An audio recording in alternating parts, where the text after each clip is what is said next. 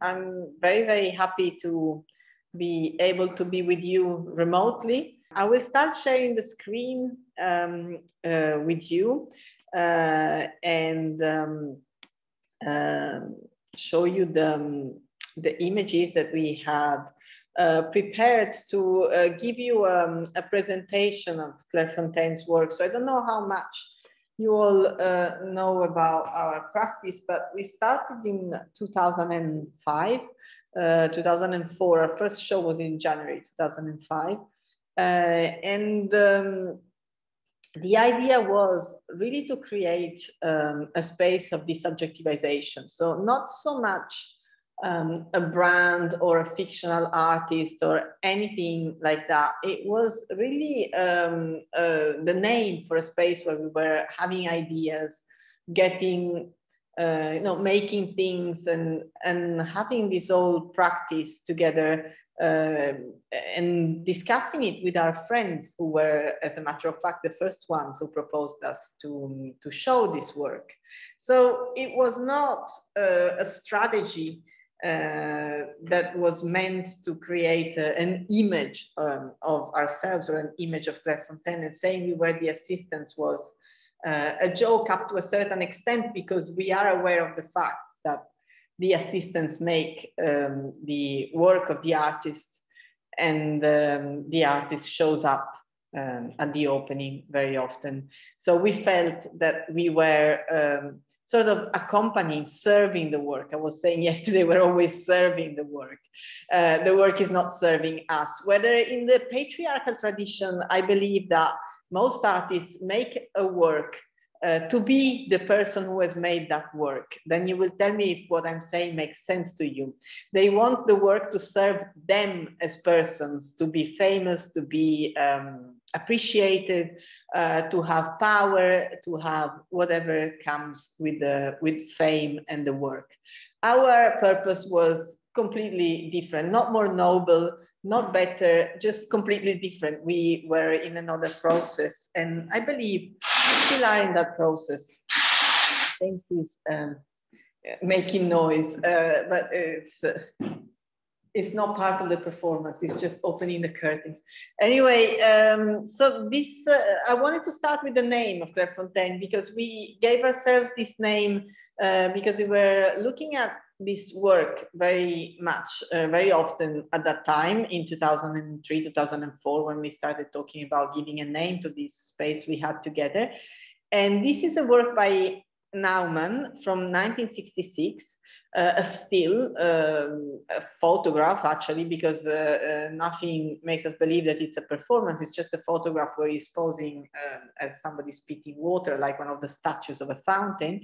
And it's called Portrait of the Artist as a Fountain. So it's a very actually banal image if you look at it like that. But as a matter of fact, we had this guess that was confirmed by some art historians. I don't know about Naumann himself, that this work was strongly related to Duchamp's urinal, to fountain. Wait a second, the slideshow is not going on. Which is a work that everybody knows, but it's sort of the prototype of the ready-made. But what is actually Naumann saying when he says, I am the fountain, the fountain who's spewing water. So as you know, just to go back to some art historical facts, this urinal that Duchamp has shown in 1917 with Armat written on it, has been recently said to be a theft of an idea of a sculpture of one of Duchamp's lovers and friends, the Baronessa Elsa von Loringhofen, who was making sculptures with sort of bathroom and hydraulic pipes and things like that. So it's even more interesting in a way as a form of theft, appropriation, and also erasure of the female subject. whatever. This is a parenthesis if you feel inclined to investigate the question. And so at the time, Naumann was also showing this work in different forms. The work says the true artist is an amazing luminous fountain. So we were wondering where this work came from, because it is really very beautiful. And it's also very strange in many ways. So we have found that he was very likely a reader of Rumi, the Sufi poet. And this work was actually inspired by an ode that belongs to the book with the fantastic title Become a Sea by Rumi. And I will read you the poem, the excerpt of the poem that says, every form you see draws its origin from the unseen divine world. So if the form vanishes, what does it matter? Its origin was from the eternal. Do not grieve that every form you see, every mystical truth you hear will one day vanish. The fountain is always gushing water. Neither fountain nor water will ever stop flowing. So why mourn? Your spirit is a fountain. River after river flow from it. Put all mourning out of your mind forever and keep on drinking from the water. Do not be afraid. The water is limitless. So obviously this was a message of hope. And it is a very interesting idea, also this idea of the luminous fountain, given that Naumann used a lot of illuminated text in his work. Not in this case, this, as you see, is just a text around the door. He made also vinyl versions of this work.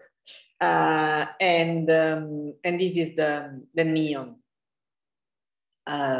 Famous, iconic neon work of Naumann, one of the very early works that he said he had put in the window of his studio because he lived in a neighborhood where it was full of lawyers that had neon signs outside. And so he thought that maybe also an artist should have its own neon sign in the window. So this is also very strongly connected to what we just read. Other first invitation that we received for the show in January 2015 at the Meritisch, 2005, sorry, at the Meritisch space in Berlin.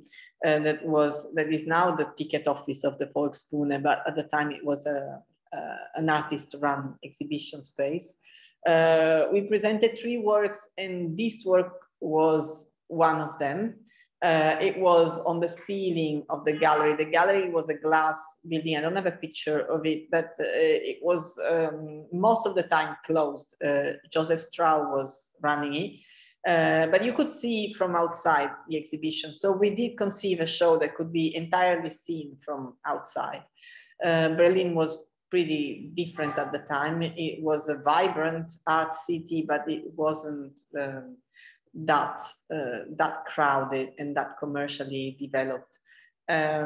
So this work uses the technique of burning with fire text.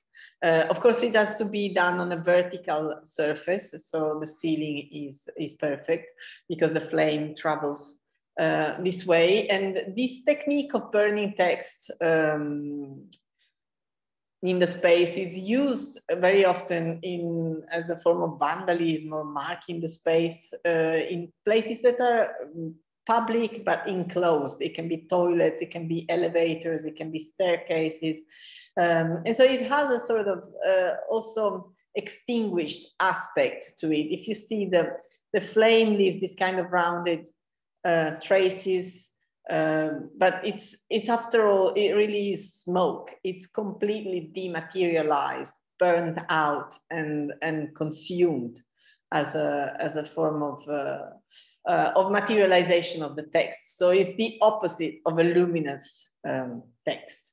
And so I don't know, I mean, I don't want to go in depth about the contents because I'm relying on your questions and I am really eager to have a conversation. So I will try to speed it up a bit, but this was just to clarify how we chose our name somehow and how we also had to revisit and reinterpret this legacy, which is at the same time the legacy of the ready-made and its embodiment. When we say we're a ready-made artist, you know, this image of Naumann spitting water was a real inspiration for that. It's like, what if the artist, the body of the artist himself, is treated, objectified like an artwork. An artwork is something that is alive in a way, but technically it is an object.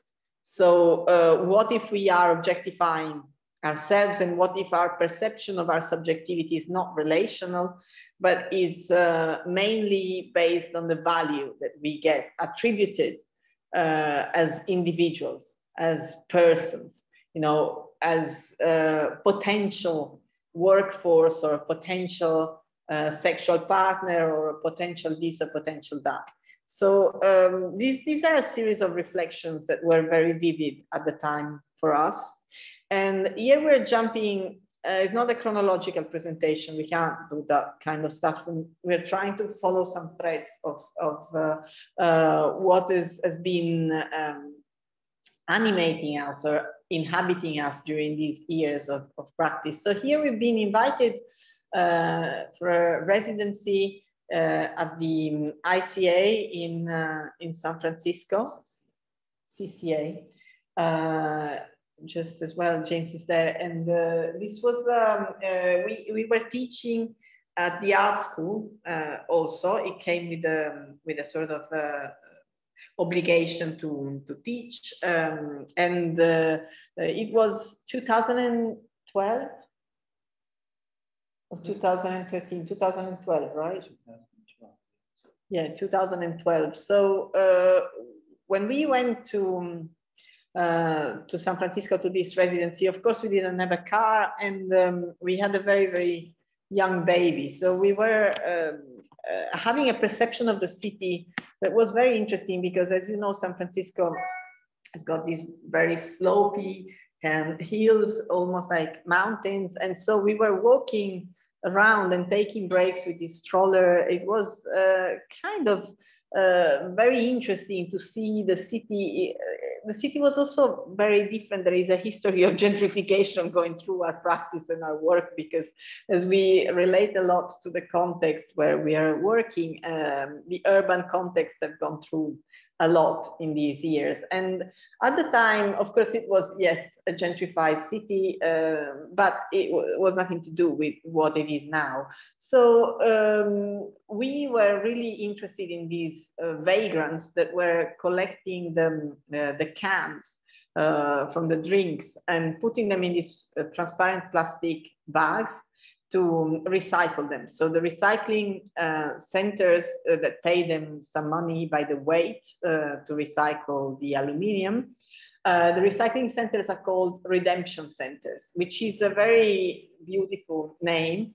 And also it is very related to the history of the term ready-made, because the pun that Duchamp was making when he came up with this idea of the ready-made, that was inspired by the ready-to-wear, was ready-made, ready-made, redeemed, because the object that, of course, is extracted from its use value, its use in a daily life, is somehow redeemed, because it goes into this realm of the art object where it doesn't have a use value anymore. It has an exhibition value. It has an aura. Its status is completely transformed. So we got offered this new exhibition space. It was us and Werner Herzog. Herzog got the back space that was a defined room because he needed the dark space. He made a video installation that needed darkness. And we got given the large hall, and they were going to inaugurate this space with us, because it is a tradition that the artist in residency makes an exhibition at the end of the residency. And so we were struggling with what to do with this large and very, very tall space. And we had this idea of suspending these bags full of cans, like the ones that the vagrants were redeeming, to the ceiling. And so in a way, installing a limbo for these cans that would transform them into artworks for the duration of the exhibition, and then recycle them again. We were really interested in this double life of these objects. Of course, we didn't realize that illumination would be a problem, that lighting would be a problem, because these bags are transparent up to a certain extent. When they are full, they are kind of opaque. And we tried different options, but then we stuck with the lights from above. And so the result was very scenic, as you can see, because the light goes through the bags, and especially the ceiling is lowered and is much more humanized than it used to be. Part of this installation was also this thing that James built in the courtyard of the art school, probably poisoning loads of people. You want to say something about it? It's a aluminium furnace where you can melt the cans and make aluminium ingots. And it's from a design I found online. Yeah, it's made with recycled elements. This was a can for helium gas, right? And these are pipes that are soldered, and the other thing is just a jerry cane with a fan inside to cool it.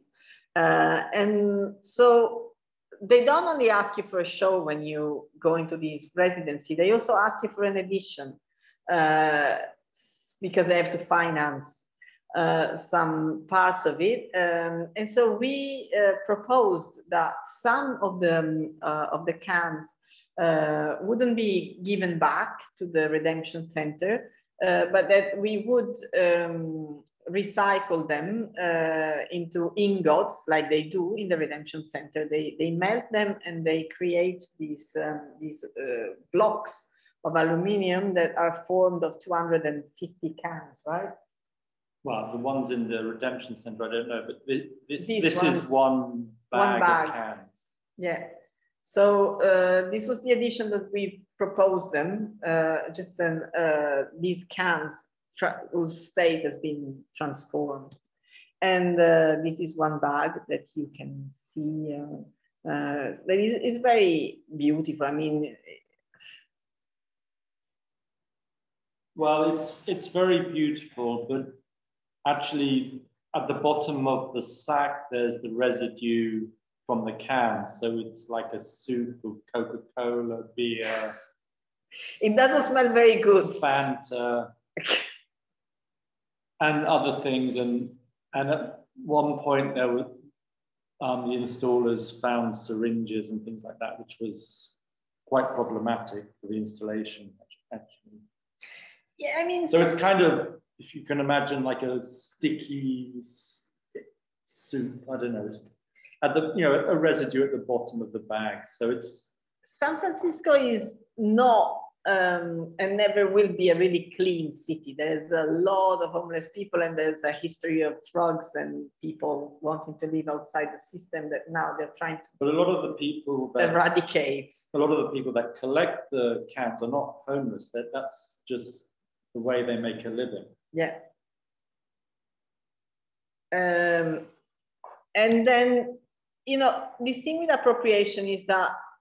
You don't know to which extent you are conscious that you're reproducing things, or these things inhabit you and they travel through time. As Warburg says, there is an international migration of images into bodies, into space. And so these sort of stray images come to visit you. This is something you might recognize.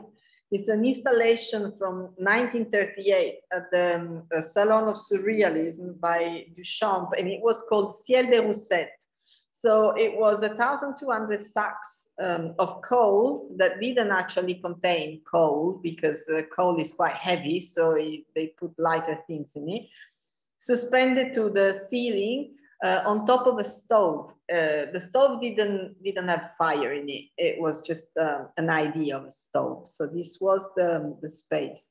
I don't know if any of you, it had a light inside on the other hand. So it was a very interesting, beautiful object. So of course, our installation was strongly related to it. And then I wanna make a jump into 3 years later, when we got another invitation that was a little puzzling.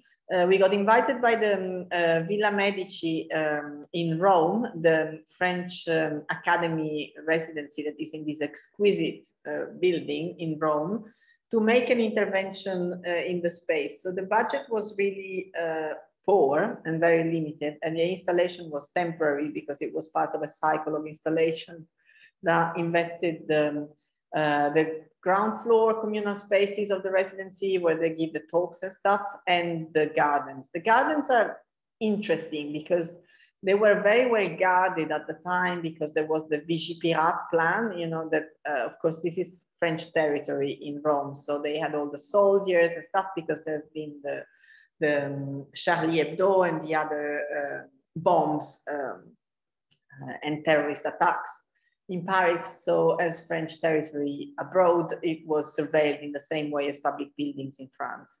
So one couldn't wander freely in the gardens. And we wanted to disturb this completely controlled space and do something that could revitalize it, or make it problematic, or show that it wasn't what it looked, or I don't know. We had this idea. So this is the lobby, where there is this statue of a decapitated and castrated man that went through a lot in the ears. And on top of it, we put this neon sign that says, "But my love never dies." It's the name of the title of a book, a collective book from the 70s that was censored in Italy. And it was a book, a DIY book to survive capitalism, basically. It explained how to cure yourself. It gave you birth control tips, medical tips, squatting tips. It was a DIY book for the hippie population, or the urban population that wanted to protect their spaces of freedom. It was seized, but then they had to make it legal again. Now it's still circulating. It's a very beautiful book. It's printed in several colors. It's really an object from the time. So our intervention in the Villa Medici was called Camp, and it consisted in hanging washing lines with secondhand clothes. Here again, we have recycled these objects that then went back into the cycle of re-becoming objects that were at a use value. So they were momentarily ready-made. And so this garden is the Jardin d'Agrément, as you can see. So it's very square. It's divided in very precise areas around which you can walk. And so these washing lines with the clothes materialize the presence of people that weren't there, but also completely transformed our perception of this space, because as soon as you have a washing line with clothes, the space is immediately humanized and becomes something that bears the trace of a body of somebody who lives there, somebody who's camping there probably, or is, there are residents there, but they're tucked away, they're hidden, they're not perceptible. You can't really hang out in this garden. So we were really interested in how these statues also looked softer and more alive when put next to the fabric. These draped clothes looked sort of more like clothes. And so it did something, I think it really did something to the space. So I will go to another project. If you want to interrupt me anytime, of course, you can do it. No problem if you have questions or anything. I mean, I will conclude this presentation we've made for you, and then we can chat. That's the idea. The idea is that the work makes you curious, gives you ideas, makes you skeptical, makes you angry, happy, or that it creates a reaction. And so it's the reaction that I'm interested in, of course. So James came across this picture by Robert Capa of Matisse. I don't know if you know that Robert Capa was also, like Clairefontaine, a collective composed by a man and a woman, except that the woman ran away. There were two Jews that changed name into the most American sounding name to make to sell their photo reporting. And the woman left, and then Robert Capa became the pseudonym of the photographer that used it all his life. You can read about this story if you're interested in. Anyhow, Robert Capa took this picture of Matisse, and I think James was really interested in it. I don't know if you want to say something about it. I can move this bar so you can see it better. Because, I mean, there's many intriguing aspects in this picture. The most intriguing one is that there's paper on the walls and on the floor, but they have a very different status, these papers.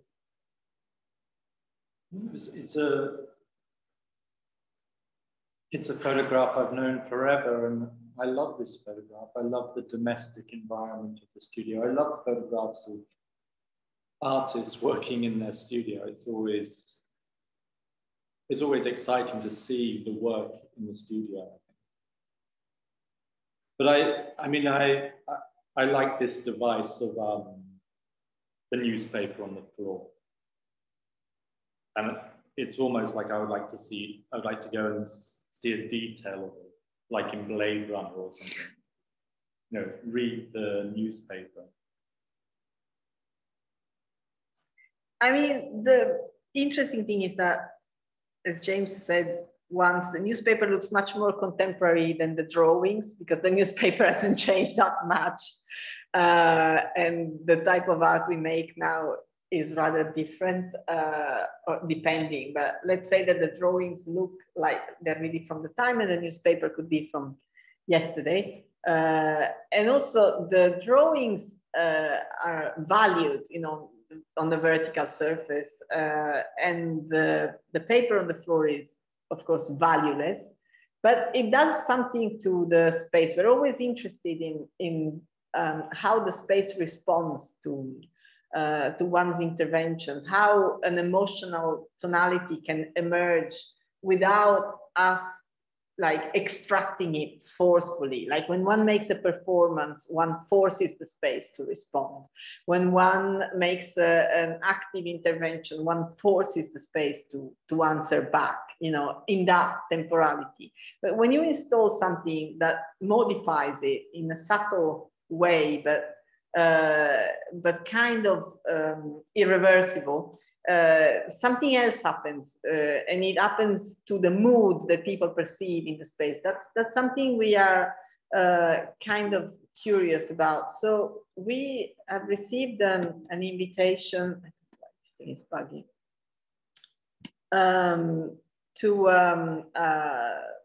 To show to make the decor of a fashion show, which we had never thought could be possible, and we never thought we would be invited to do something like that. But we thought it would be very interesting to use a device that we have used in the past, and I will show you briefly how we have deployed it, of having text floating above the heads of people, because the main thing with the top models and the fashion show is that it's a mute exercise. It's all about the visual, and these women are not supposed to have anything in their mind, no words, nothing. They don't speak, they don't express anything. They are, in French, they call them mannequins, which means mannequins. So they're like automats. They could as well be robots. So we, of course, thought of the dialectical possibility of creating a reaction between these bodies of these women that will work in the space. This is the Dior catwalk, and it's in the Tuileries.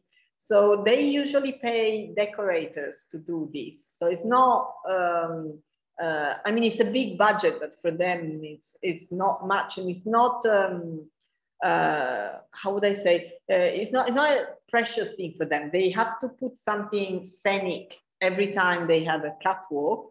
And so the designer, who's a very intelligent woman from Dior, said, why don't we pay artists rather than paying shitty decorators to invent an atmosphere? And so she granted us complete, total, and unconditional freedom. We could do anything we wanted there. So that was the condition that completely convinced us and sold it to us, because it's not, they don't buy the work. It's not a jackpot project in that sense. And it is not, the audience is not an art audience, but we were interested in the creation of a situation there. Like, these fashion people don't even know us as artists. Probably some of them do, but most of them don't, because they're the people who see the catwalk are these journalists or these VIP and stuff. So the public is completely a public who is not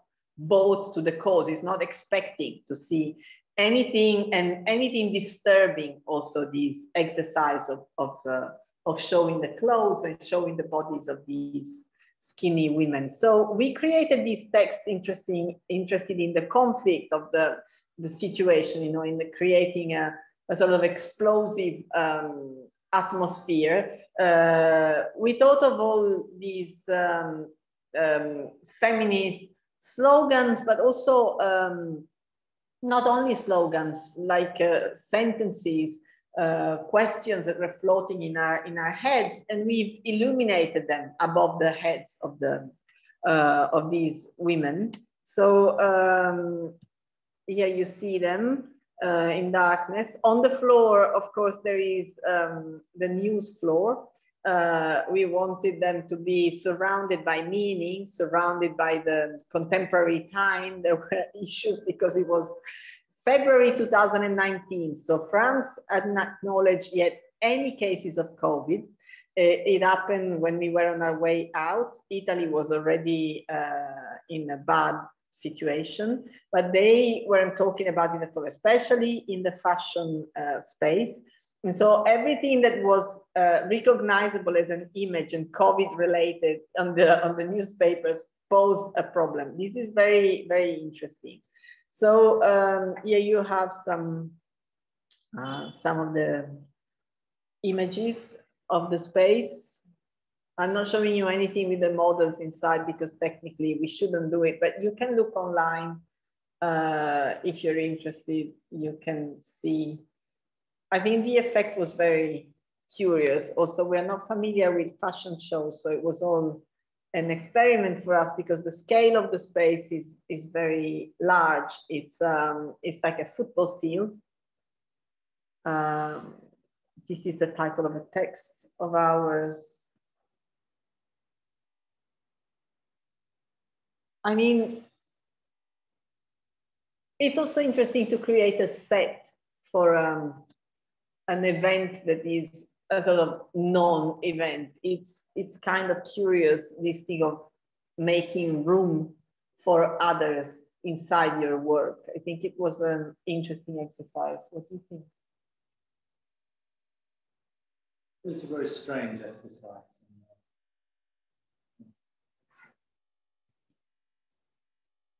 Yeah, I mean, I'm not sure we've completely understood what happened. Also because COVID came right afterwards, and the press was so unanimously favorable. You need to know also that these... It was February 2020.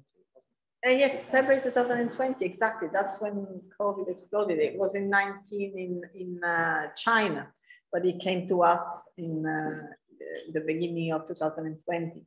So it feels like it's been there forever, but it's actually been a very short time. I mean, the reaction of the press was so positive because Weinstein had been condemned in first degree. And I don't know if you read the statements of Armani. Armani had lost his mind at that point, and he was saying that fashion is raping women, that is disgusting, that we see all these naked women in underpants and stuff, and he gives men wrong ideas about the dignity of their body, and it's actually dangerous to spread images like that, and that the fashion should be ashamed of it. I mean, he's in his late 70s. It's a reckoning after all, but it was weird. There was a very strange climate, right, at that point. So I don't know if now it would be possible to do this. All these windows open and then maybe reclose again. But anyway, it has happened.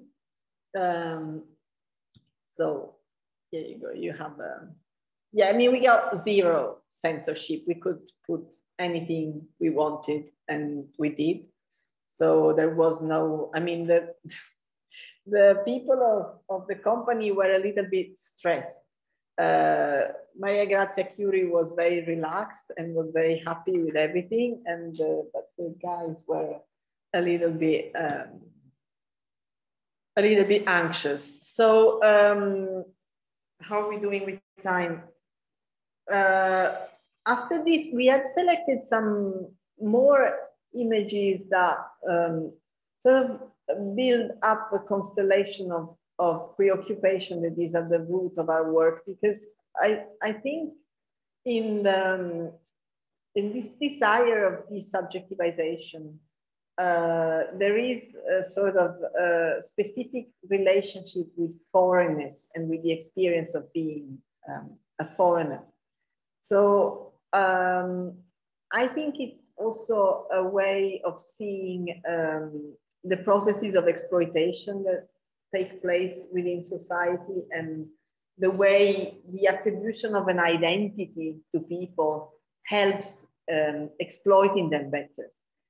You will tell me if what I'm saying makes sense. This is a very early work. It's actually, here you see it in Bolzano in a show that we had in the museum, also in 2012. But in reality, its form is this one of this work. This was a maquette, the one you've seen. This is called the K font. I don't know if you want to say a couple of words about it. It's made with strip lights. It's a way of making neon signs domestically, basically, through the illumination of offices. I mean, now they use LED, but they're substantially the same. The LED is exactly the same. Yeah. But I mean, we've made quite a few signs, works in this manner, and some of them go on and off. And with this old technology, these fluorescent lights, they kind of flicker on and flicker off. You know, they don't turn on immediately like an LED bulb. You lose this kind of flashing hesitation of the neon. But this work here, it's always on. Yeah, this isn't wasn't interactive in any ways. This is in Berlin. I mean, what to say about this? I think, again, there is a skepticism that we have inherited from the Italian movement of '77 that we've been writing a lot about in relation to work and your identity as a worker. You know, in the This is one of the first works we made, actually. Yeah. It's from 2004. Yeah. So, like, this idea of the refusal to work is not refusal to do anything, and the idea of being lazy, because every collective process is much more exhausting than any normal life process. If you can rely on the institution and the accepted normality, everything is less tiring than building a creative social space or a different space. So refusal to work is not refusal to do anything. Refusal to work is refusal to, it was a main concept of 77, and it was a main concept for Duchamp too, refusal to work, very important in his artwork, is refusal to identify with your identity as a worker. You know, in the Marxist tradition, you go on strike as a worker, but as a housewife, as a precarious worker, as an unemployed person, you cannot go on strike. You cannot have any contractual power. So we are very interested in these forms of foreignness and in these forms of fugitive sort of lines of flight against this normalization and the normalization of exploitation, also putting yourself in a position where it's normal that you suffer. It's normal that you're exploited. It's normal that you are nothing. It's normal that you don't get enough from what you do. You know, it's not normal. If you have that perception, it's a political problem and you should revolt. It's not a fatality. It's not an anthropological fact. It's just a way to normalize exploitation. It is profiting to someone. This pain of yours is profiting to someone. You shouldn't be in pain. Pain is not the normal condition of human life. So, yeah, this is also a very early work. I don't know if you want to say anything about it. It's called Change.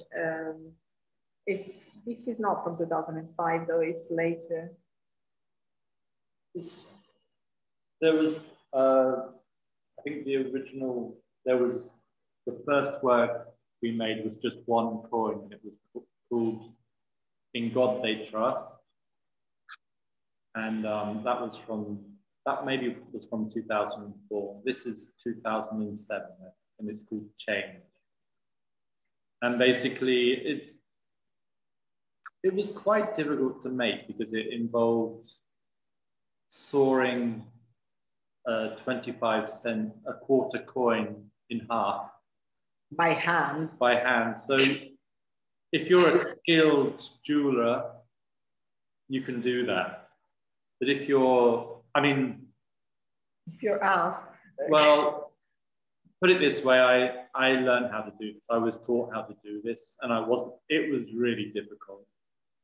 And the first ones I managed, but in the end I had to ask a jeweler to make them for us. But it was really a meditation on because the thickness of the coin is variable. Is 1.5, 2 millimeters thick, and it changes as you're soaring through. So it's a difficult task. Also, they didn't use the same amount of metal throughout the years, and not exactly the same metal. Of the metal changes.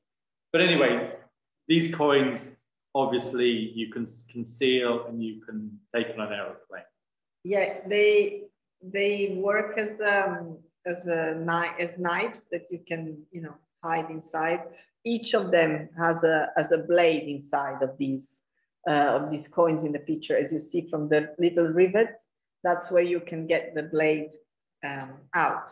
So they look like half moon. They have the sort of like a moon crescent, every sort of oriental look to them that goes also with the wings of the eagle. But it was about forms of, microviolence. It was about many things. It was very much like a prison work.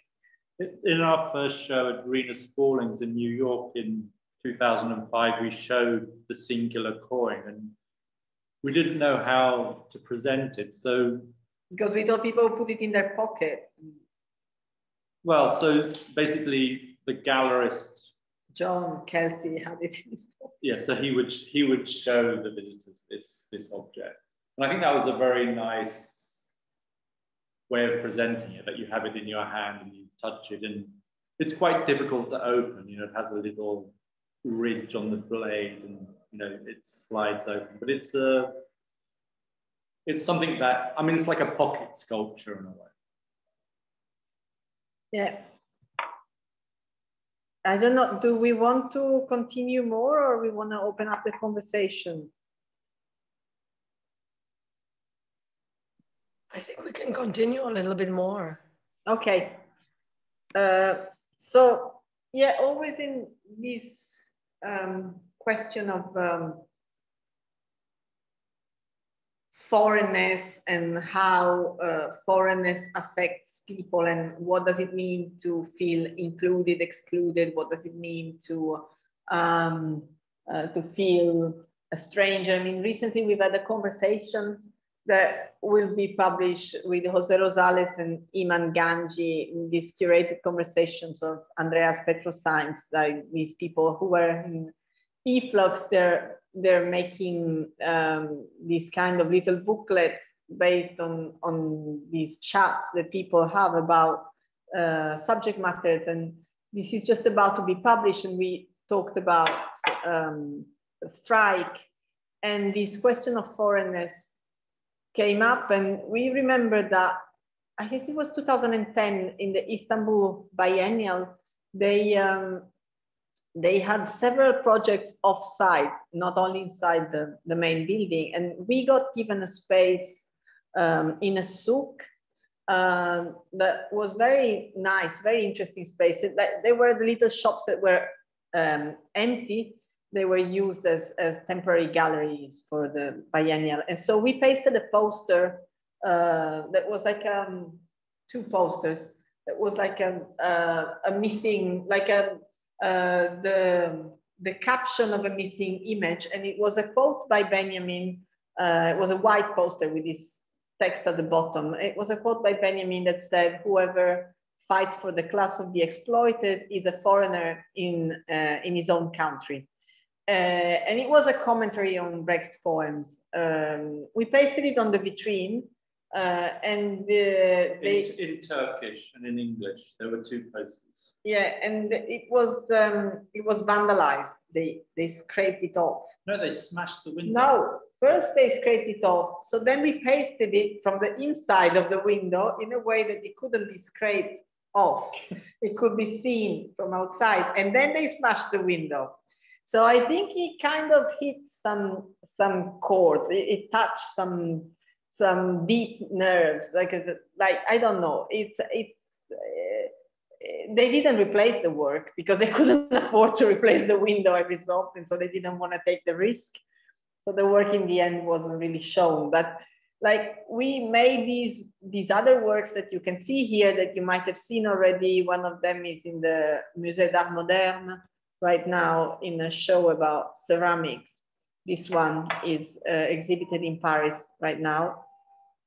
And so we decided to create brickbats that are basically projectiles that you throw through windows. That's the name they have in English.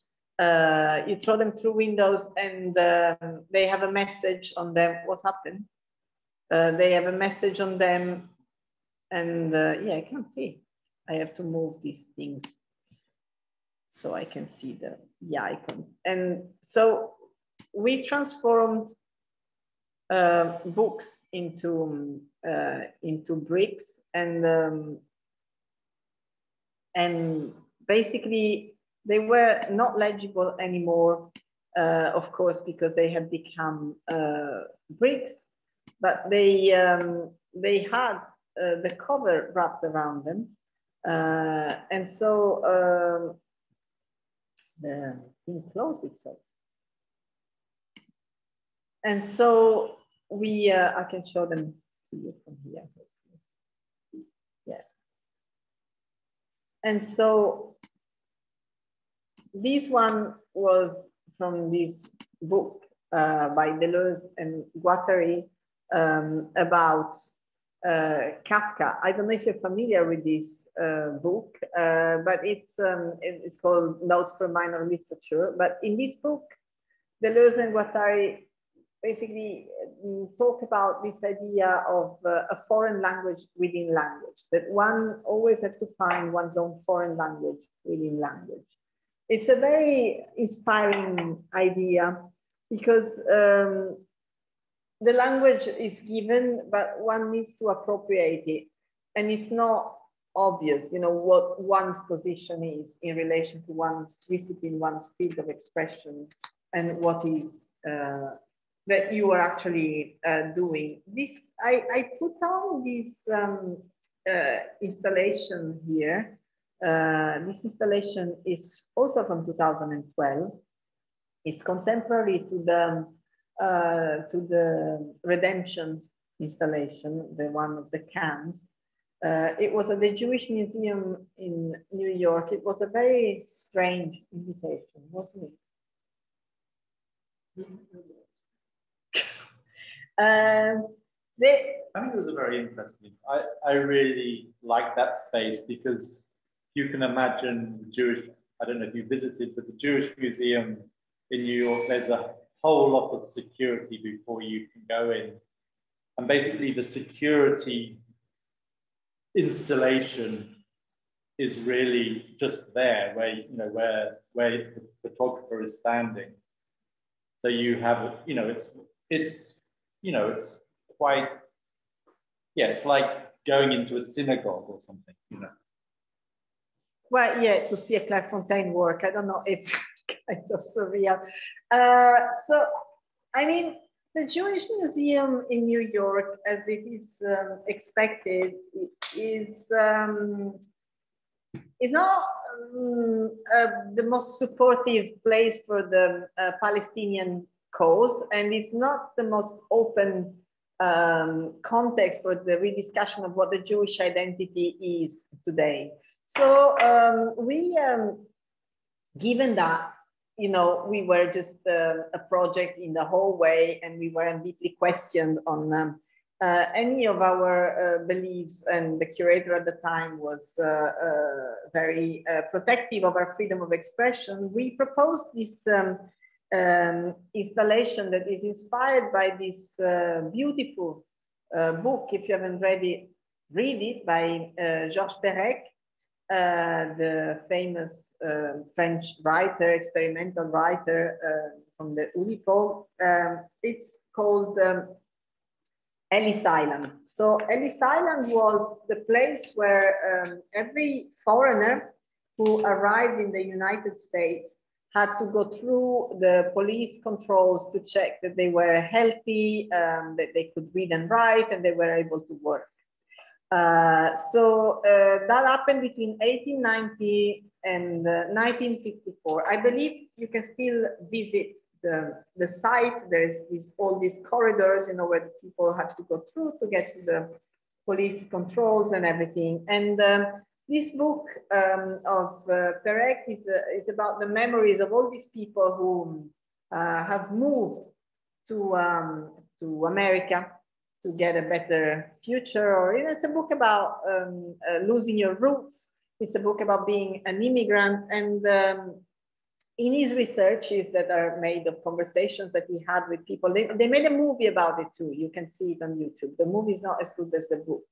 But people confirmed that this island that is in front of, because you could be sent back if you had caught, for example, an infection of the eyes that was very common on the boat, you were sent back straight away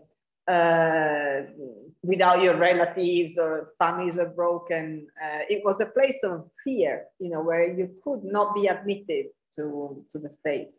And so people were calling this the Isle of Tears in all their different languages of all the people who were arriving to America. So the Jewish Museum is in New York, and we assume that immigration and emigration is also a very Jewish experience, and it definitely is the starting point of Perec's book, who's questioning his identity throughout the whole book. I mean, the book is about him being a foreigner, but being a foreigner also in relation to the Jewish identity, because it's not something that can be embraced non-conceptually, non-critically. So he says, I have a quote here, I'll translate it from French because I don't have it in English directly, but he says this very moving things. He says, I don't know exactly what it is being a Jew or what it does to me to be Jewish. It's an evidence in a way, but a mediocre evidence that doesn't connect me with anything. It's rather a silence, an absence, a question, a way of questioning things, a floating, a disquiet, disquieting certitude, behind which appears another certitude, abstract, heavy, unbearable, the one of having been designated as Jewish, and as Jewish, a victim, and owing life only to the hazard and the exile. Somehow I am a foreigner in relation to something in myself. Somehow I am different, but not different from others, different from my own people. So this is the real motor behind these memories of Ellis Island. And it is about the process of becoming a foreigner and what can be revolutionary in this process, you know. And becoming a foreigner doesn't only mean immigrating or emigrating, but it should make us very receptive to the fact that whoever emigrates and immigrates carries a plus value with themselves, you know, carries a richness of experience and understanding of life that probably people who stay in the same place where they were born don't possess.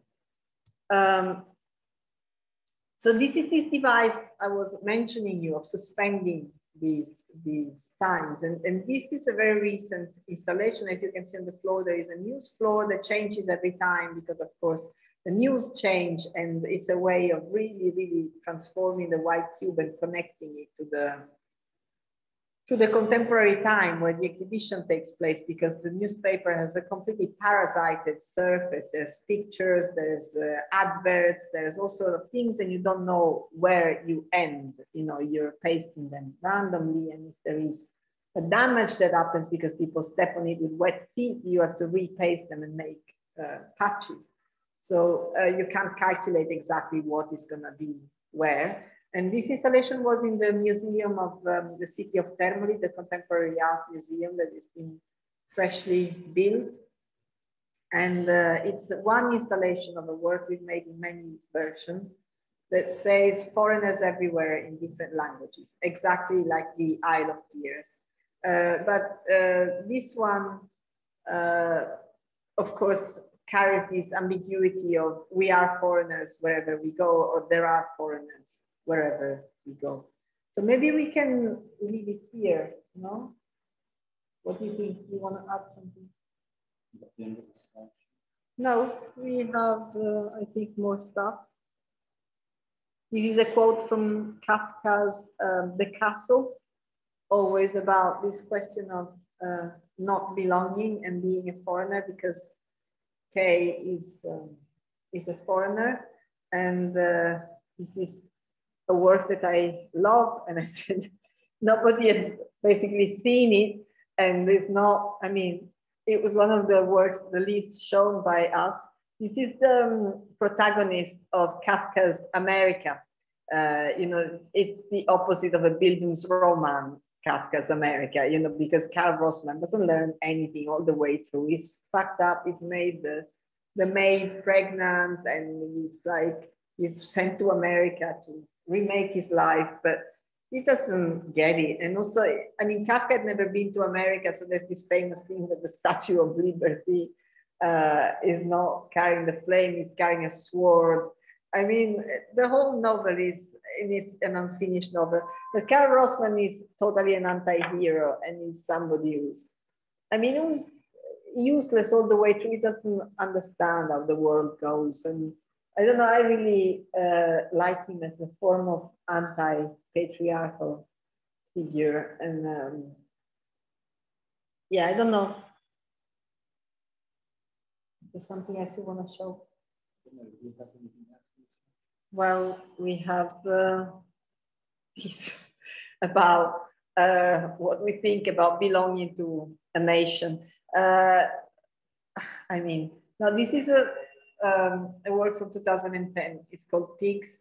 It was a crazy project that we did with Maria Ines Rodriguez in museum in Spain, in León, and they accepted that we burned indoors these countries made of matches planted on the walls. So we had to perforate the walls and then plant these matches in it. We've made other works with this technique. It's very labor consuming, and the labor is always done by voluntary people. So sometimes one has been left unfinished in Rina Spallings because it was just us, them and our friends. And so we did what we could do. But this one was called Pigs. And it was an acronym that the World Monetary Fund was using for the countries that were in debt. The first ones that appeared in debt when the Eurozone was created. So that makes Portugal, Italy, Greece, and Spain pretty much the cradle of the Mediterranean culture and whatever, the places with the biggest amount of monuments and wonderful things to see anyway, and natural patrimony. But basically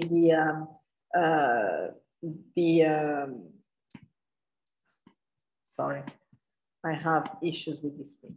I'm not a native technology person. And so this, yeah, we managed to burn this without major problems. And the firemen were there and everything. But then I mean, this does something to the White Cube too, because people who visit the show people cannot assist to the performance. The performance is shown as a video at the bottom of the corridor that this work is installed on. There is a space behind often where you can see the action filmed. But as a matter of fact, you're confronted with a burned surface, and it smells like burn, you know, when you burn the feathers of a chicken on, I mean, it's not very much like the White Cube. It's not this asepticized contemplative space to concentrate and stuff. And so there was this painter, local painter, what is retrospective in the other side of the museum, and I think he was pretty upset. Well, he was not very happy. Anyway, it takes a while for the smoke to evacuate. It's a pest to the space. It's interesting. We've done it in other museums who have agreed it's not dangerous, but it's interesting to see the life of the fire indoors. It's been used largely by lots of people in arte povera in more controlled ways. But this is an interesting combustion, because what you're left with is really, yeah, what that does, you know, to the countries that that suffer from it. So I think we leave it here. I will stop the sharing of the screen. That has been very adventurous for me. Apologies for that. And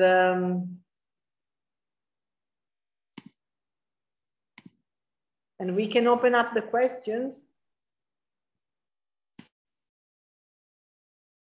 So maybe before the students think of a question, maybe I could start with, I just wanted to ask if you could develop the idea of appropriation, which you use a lot in your work, and you actually mentioned it several times during your lecture, that sometimes you don't even know what or who you are relating to when you're creating your work. Or you also spoke about the need to relate to the art legacy. So I wanted to ask if for you the appropriation is like kind of using an existing language and giving it a different meaning, or what does it mean to you, the appropriation?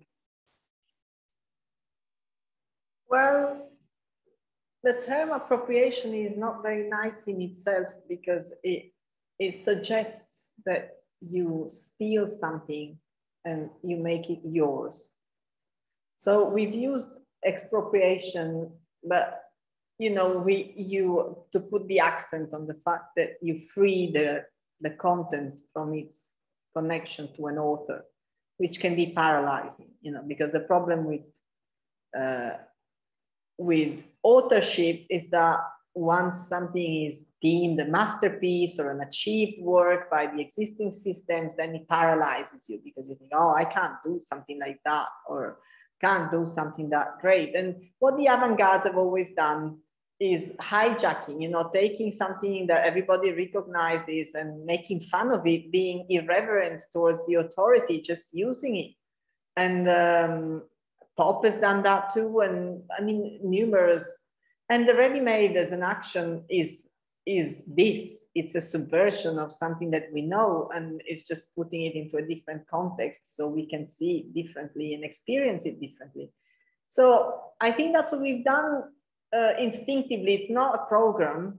And actually, it's funny how it backfires on you, because whatever you actually invent according to the criteria of what invention and creativity is in the mainstream system, which in my opinion are very flawed criteria, is seen as a fraud, like, oh no, they've copied it, or it's not their idea, or it's been done already. I mean, one enters this spiral of complete police suspicion and attribution of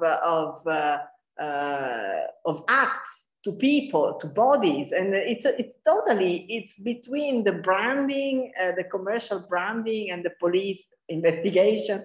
So it's funny the reflexes that this idea of authorship mobilizes, because Foucault has worked on that. And I find it very convincing that he was saying, for 1 year, we didn't have anyone signing anything.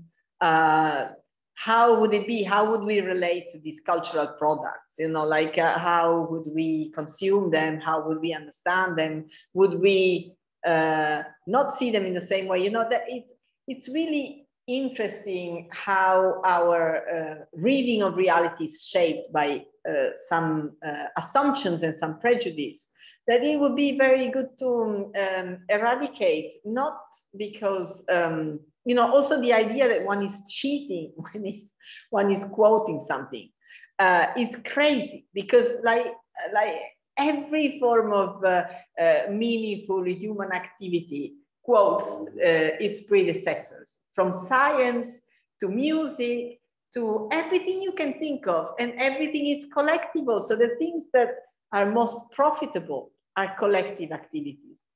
Are you familiar with these boards in banks, in business things? It's always boards. It's not one person. We see the one billionaire, but he has a board. He had backers when he wasn't rich. He has people behind him that can help him if things go wrong. I mean, collectivity is the only strength that we have, and making our own language and trusting each other and being there for each other is the only thing that we can possibly do, because rich people do it.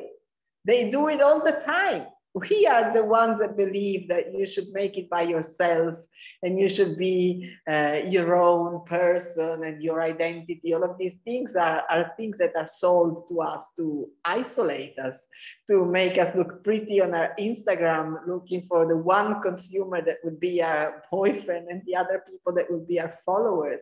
I mean, it is a miserable way of conceiving life, to be honest.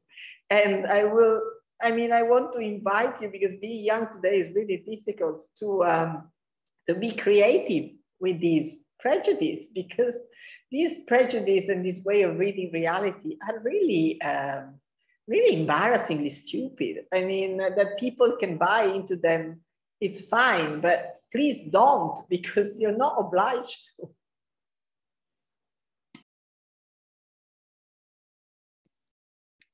Thank you. There are actually questions in the chat.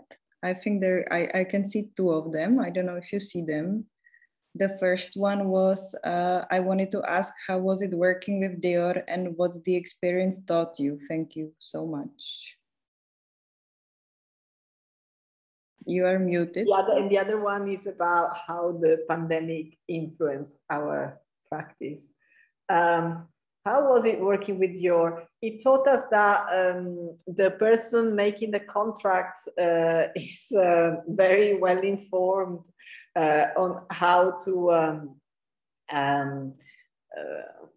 exert intellectual property, for example, because companies and brands have an obsession with copyright that doesn't exist in the art world as bad. So it really struck us that the contract was all about acquiring all the rights on things which we have declined, because it's not possible for an artist. But if you think about how a decorator would work, of course you don't want the same decorator to make the set of Balenciaga identical or another brand, you know, so your uniqueness depends on the fact that this person has agreed to make this work only for you. But of course, an artist makes a work in a context, and then they show it in the museum, they show it in a public space, they show it in different contexts. So this thing was interesting because there was a form of education that we had to do for these people. Also because the intellectual property, again, doesn't correspond to the actual property. They don't acquire the work. They just want to acquire the rights to reproduce it and things like that. So this was, I think, the most interesting aspect of it. Yeah, what would you say was interesting about working with your, I mean, seeing the casting of the models was very interesting. I don't know if it was on a professional level or an anthropological level. I mean, for me, quite a profound thing was making the artwork that the artwork really disappears. I mean, it really becomes language, because the language that we've used there is the commercial language, the language of capitalism, the language of the shop of Dior or the, you know, or the supermarket. So it's almost like a conceptual art went a full circle. Yeah, it's almost like the artwork is destroying itself completely. I mean, I think we're doing that quite often, but it's quite disturbing to see that, I think. I mean, to feel that the work, it's monumental, of course, and, you know, they build the architecture of the space from scratch. It's in a garden. It's, you know, monumental, but at the same time it disappears. The work disappears because it's in the language of capital. It's really in the language of capital. You know, it could be on an airport, it could be on a supermarket, it could be on the luxury, you know, shops that basically the audience goes to. You know, that's their world. I mean, the other thing I realized is that I don't like fashion. And it seemed really alienating, the whole thing. I don't know, because they lent you clothes for the opening night, you know, because we can't come up dressed like that, like we dress. So, like, I don't know, because they don't modify them. So I'm not very tall, and the ready-to-wear stuff is too long for me. So I was like, can you take up this pair of trousers? No, like, I mean, it's just, I think the whole thing, and also the stars set aside so much stuff that for us there was nothing left. But we don't, I mean, I don't know, because it's not stuff for us. These clothes are not interesting. That's a very strange experience, putting on Dior clothes. You have to give them back. It's like, you know, they create this world, and then you put the thing on and it's so disappointing. I mean, it's just nothing. I mean, it's just like, why would you bother? I mean, for me, it was really disappointing because I couldn't even put the trousers on, and the woman was like, "Oh, I'll give you this pair of jeans," and you just turn them inside. It's like the pair of jeans is probably so expensive.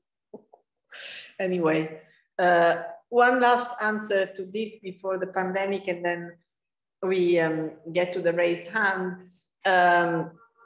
Another interesting event was that we wanted to put one of these signs on the outside, and the Jardin des Tuileries, where this exhibition space, this catwalk building was installed, belongs to the Louvre. It's a property of the Louvre. So if you want to install anything on that space, you've got to ask the Louvre.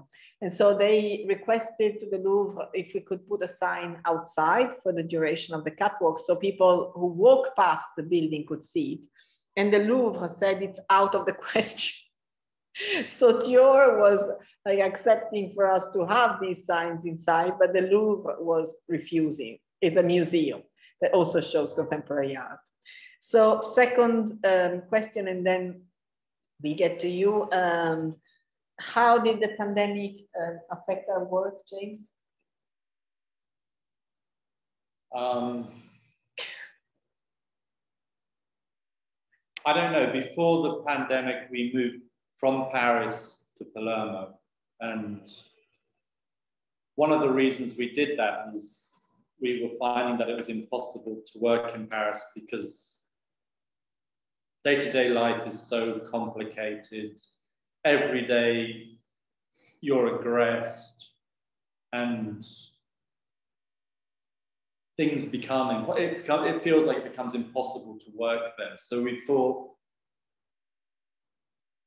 well, we needed to move. So, I mean, we decided to move here because we felt we could be artists here.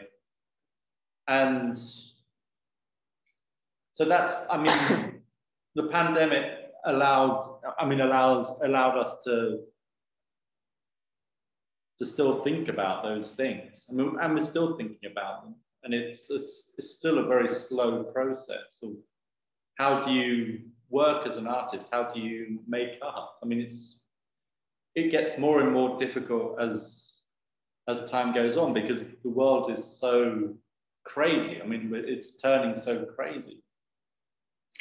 Yeah, I mean, the political content of our work that is supposed to be so controversial looks really toothless compared to the nastiness that we experience in our daily life, even more so since the pandemic. I mean, I don't know who said the pandemic just lifted up the stone, and that's it. I mean, what was under the stone we knew already, now we see it. And it's just, I think for us, luckily, as we are used to being together all the time, hasn't been such a traumatic experience being locked up together. But I mean, this whole thing of wanting to make sense, and I feel like we've been spinning around. You know, when you spin around and then you suddenly stop, you're very dizzy.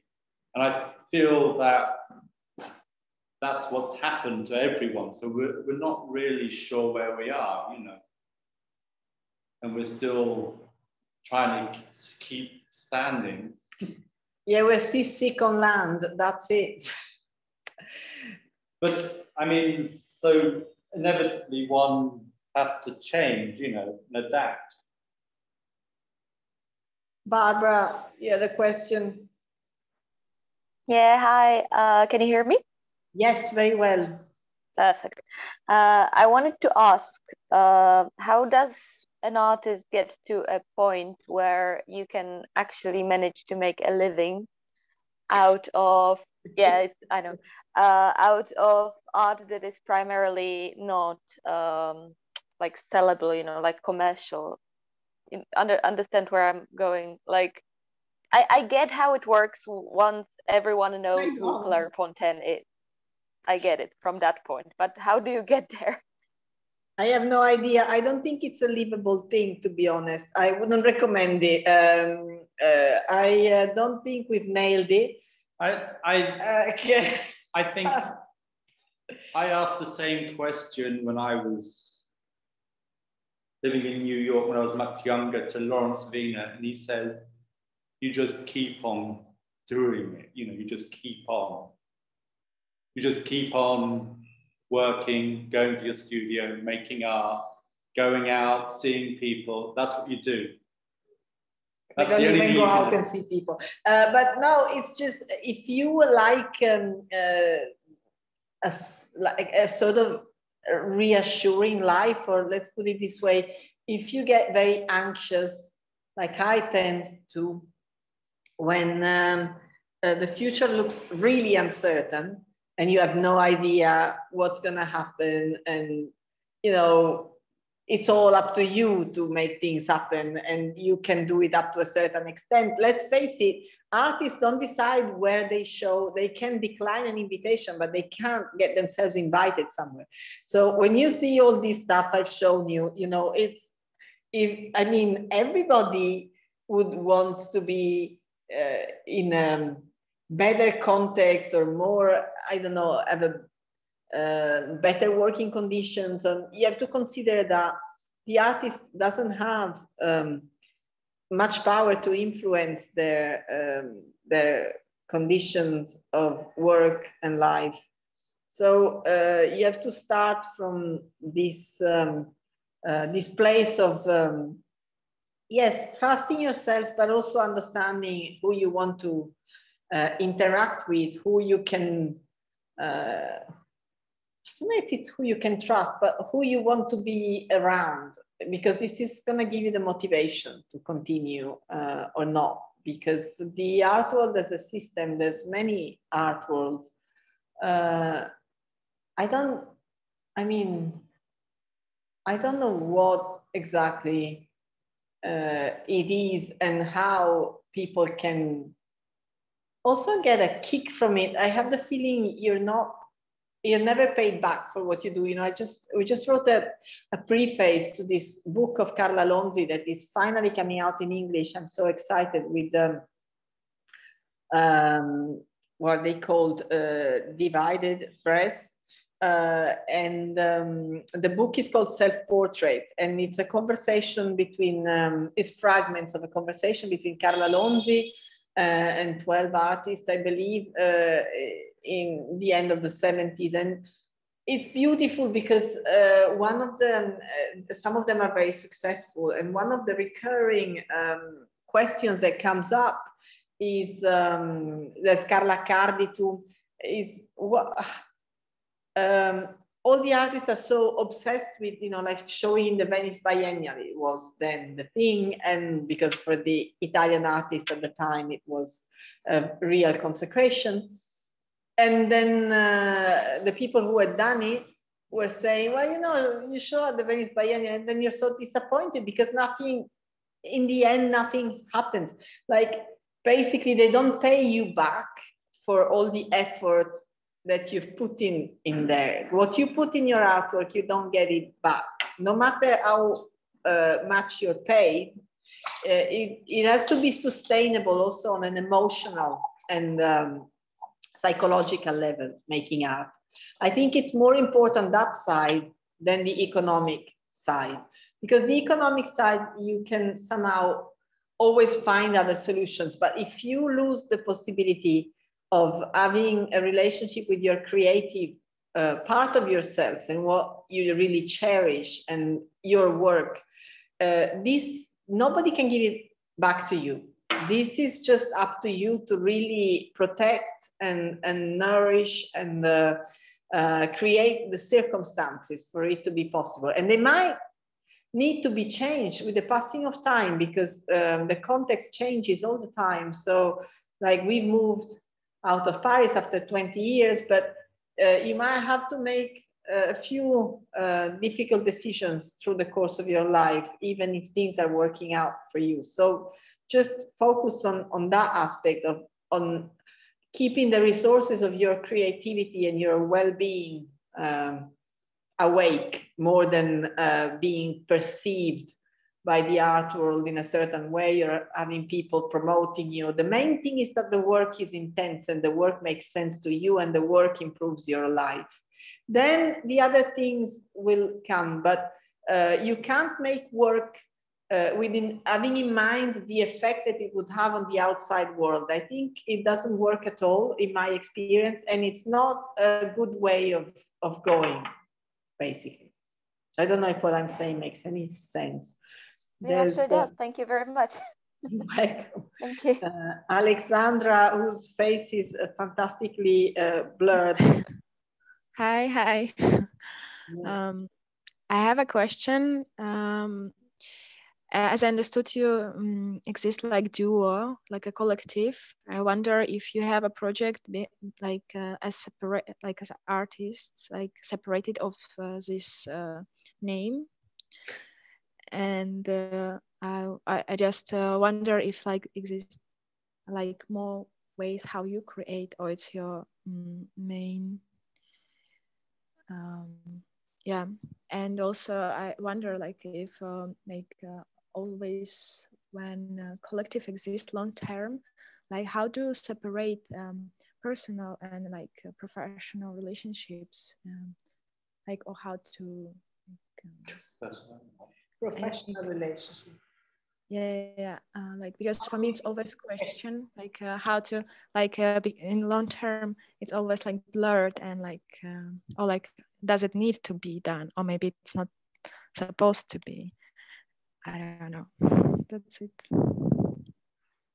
I don't know. I'm just gonna say one thing because I'm curious of what James is gonna say. Maybe James is gonna become a solo painter and sign stuff under his own name because he can't stand us anymore. But no, I don't think things are separate in life, basically. That's my take on it. If you want me to be blunt, I think things get separated so you can take distance from, like, you can hurt people without feeling too bad. That's why we take distance from each other. That's what institutions are for. We need institutions because for example, we need the hospital because you can't rely only on the care of the doctors or the people you need something more specialized than that and more impartial. But institutions are never a very good thing. I mean, we all suffer when we relate to institutions, and to be a person adapted to the institutional functioning, you need to be a very specific type of subjectivity, and they're not the nicest people I can think of, the people who are very good at functioning inside institutions without transforming them for the better, without making them less institutional, more human. So coming back to this question, I think things are not separate. No, they're not, especially for women. For I think 5,000 years, we didn't have any presence in the public space. So we did have a life, we existed, we still have brains connected to the organs. We can walk around, think, speak, do exactly the same thing as men, more or less. Some things better, some things differently. But we haven't been part of the cultural and political and intellectual history. So what does that make of us? So personally, the world that men have built with the women staying at home and them pretending that their connection with them wasn't functional to their work or their professional life, I think it's bullshit. And I think it's one of the most intelligent forms of exploitation that human beings have come up with. And I think separating the personal and the professional is not necessary, because if you are sincere and you're working with a person because you respect them and not because you have to fill a program or you have to report to your boss that you've done this and that with that person, if your work, as it should be in the cultural field, is dictated by profound elective affinities and deep respect for one person's practice, you don't need to pretend they're not your friends, because you love these people and you want to work with them. So there's no need to separate the professional from the personal. I don't see the need, because also for women, it never was separated. So we can separate it now, but then they're going to be treated worse than men because we're not men in the professional space.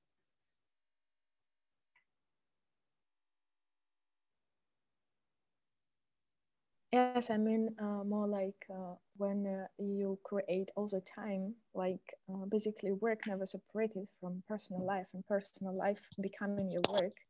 And maybe there, like sometimes it's nice to have borders and have just personal life. Then, like for example, then I understand, but the borders don't need to be artificially imposed, because your personal life is also made of interesting conversation, and our life doesn't, there's no confusion between our life and our work, because we have this device of the subjectivization of Claire Fontaine that makes it that the work is not directly autobiographical, which doesn't mean that our subjectivity is not invested in our work. But I don't know, we do tons of stuff that are not related to art, and we have loads of interests, and we don't live in a city where there is any art world, and we have a child and we spend all our time with him. And I don't know, I don't see the need of separating personal and professional life outside of the borders that institutional work imposes onto you. If you work outside of an institution, you don't need to do that. If you work with an institution, you've got to keep them at bay, yes, because it doesn't work in a human way. It works, it's a machine. So you've got to, to preserve your biological rhythms and your biological life, outside of this machine. Thank you.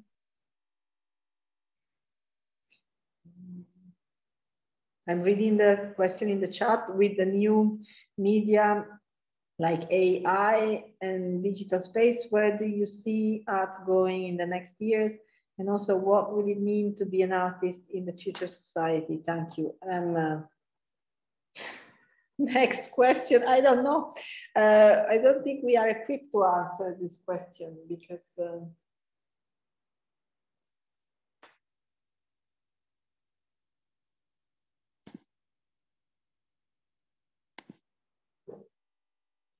I mean, I guess we kind of feel, or I feel, going back more to the basics, actually, rather than going into the digital. I would rather go out to the digital and make stuff, you know. I mean, that's my impulse, is not to work with fabricators and not to work with the computer, but actually just work with a pen and pencil, you know.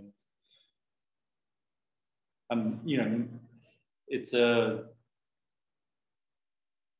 Maybe that's an effect of the pandemic, of sitting in front of Zoom to talk to your friends, to do political work, to do work all together. You know, one feels like you've had enough hours in front of the screen and you want to experience something else. Something slower, you know. Yeah, also something where your body is more involved, because it is true that this situation of communicating in absence through the machines can be derealizing if it is excessive. So you have effects of like being fed up with sitting in front of the computer, very simply. So I don't know, maybe the future will be made of people reinventing contemporary forms of doing things with their hands and with their, you know, getting out of these kind of not so much the anonymous aesthetic, but the fabricated aesthetic, because also the industrial world is is showing so much its limitations and the ways in which it should change. So it's not that the artisanal world that we have now is the answer, because we need an artisanal world that functions not aside of the industrial world, but instead of the industrial world. So all the romantic vision of artisanal work and farming, all of these things are not the answer, because we need a replacement of what we have now, not a very nice alternative. And maybe the same thing can be said for art, but I don't know really, because nobody can know these things. They're just hypotheses. And artificial intelligence has obviously been created to humiliate us and dominate us. So it's another form of the police. And personally, I'm always interested in what is very human in the use of machines and everything, what is not,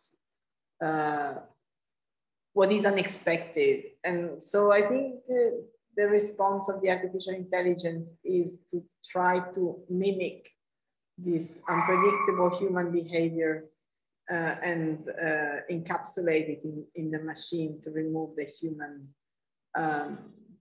component into it. But I think it's obvious what it's for, and it's not something that I feel very inclined to consider as a progress. Like, I like to think that what people do with the machines, they were doing it before without the machines, maybe more slowly, maybe less efficiently, but the machines, you know, I'm with Benjamin up to a certain extent on this point. I think people use the machines to be more human, to do what they want to do. Their behavior is not dictated by the machine. It is, but it's not the interesting part of the interaction with the machine. I'm more with Deleuze and Guattari on this one. Hello, so I was wondering if you ever dealt with like this anxiety of making art. Have you ever thought of not doing art anymore? Thank you. Yes, every day. Yes, you can't live with it or without it. I mean, it's like that. Yeah, no, I don't think there is any interesting art that can come out of people who don't think they're going to stop making art every second day. Yeah. It's a bit like a love relationship. You have to think that it can end at any moment, otherwise you don't invest it. It's not something that regenerates itself. You've got to be keen and be motivated and look for, for your own need of doing that thing, because there is no need for art. You know, you have to be clear about that. I think that it's not something necessary. It's not like getting up in the morning and making bread and selling it in your shop. It's nothing like that. No, but for example, our son has started reading in the last year, and he loves reading. So when he comes home from school, he goes into his room, he's sitting on his bed and he's reading. And I mean, when it's good, being an artist is like that, you know, you just want to do it.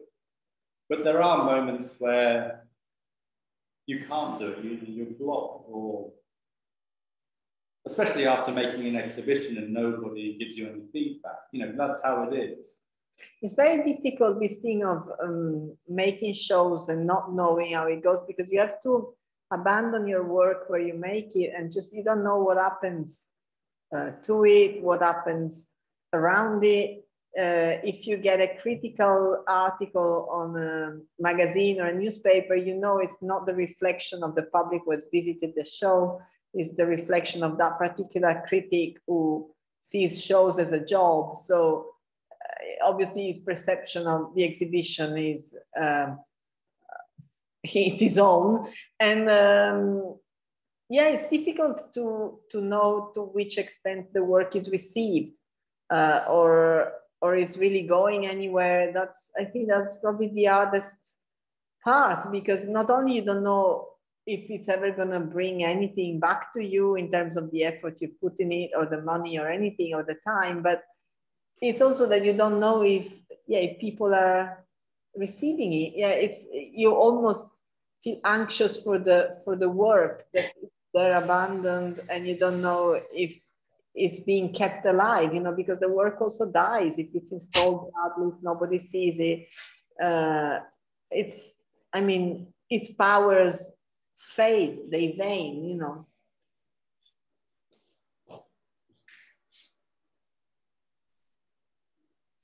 I think there was one more question in the chat that we skipped. There was, what was the name of the book you mentioned in the beginning? How to Survive Capitalism. I write it. It's I don't think it's translated. It's anonymous, but I think Gianni Emilio Simonetti wrote it. You can find it on Amazon. It's a very pretty book. That was censored. It means that my love never dies, and it's about the love for the communist idea of being together, for the struggle for a better world where communist love is possible.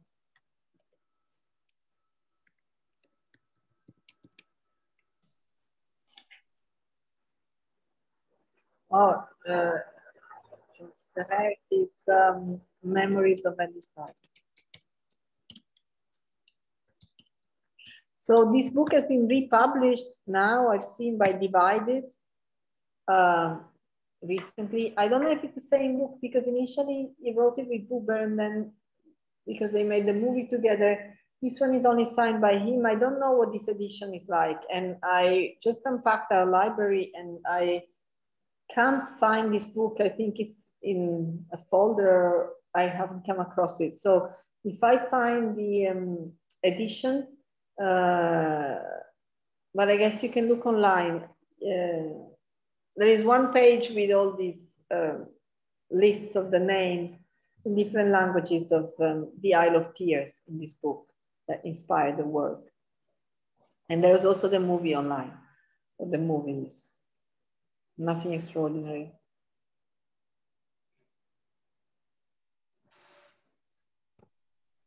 I also would like to ask a question. I was wondering, your work, it looks like a subversive to capitalist and patriarchal system, but you also operate in it. So I wanted to ask, how do you reconcile the disparity? What are your ways, and do you have any rules, like the things you wouldn't agree to do? Well, the moment you reconcile, you don't need to express your disagreement anymore. So basically, if you feel the need to manifest a conflict, or simply a world that cannot exist because it's repressed, or some affects and some possibilities between people that have become criminalized because they are threatening for the commercial order of our lives. I mean, nobody ever offered me the possibility of living or evolving in a system that wasn't contaminated by patriarchy and capitalism. If they did, I think I would go, definitely, and even stop being an artist, stop doing anything that is not day-to-day survival. I mean, I think we have been very fierce at defending our freedom of expression, and we have encountered very little censorship in our journey. I think we've been lucky with that, but I think we paid for everything. You know, you don't have any impunity as an artist. You are expected to be very conformistic these days, at least on a political level. So you do pay, you pay dearly the fact that you haven't been conformistic, and you're not rewarded for that. It's very strange, because in my perception of things, even a capitalist society should expect freedom of expression and criticism from artists who are, after all, you know, we do our work. I don't think the work is, definitely the work is not subversive on a basic level. You know, it does the job, it fits the format, it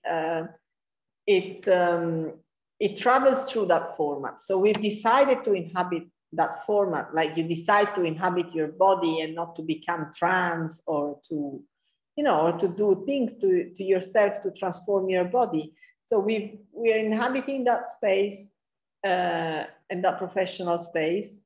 But yeah, I mean, you need to have friends and supporters for what you do when your practice is not opportunist, ambiguous, vague, and just driven by prestige, money, and immediate return of success. When you don't want the same thing as 99.9% of other artists, you're not rewarded for that. You really aren't. No. I mean, I'm not a victim. I think we are very fortunate to be able to do what we do in the way we do it.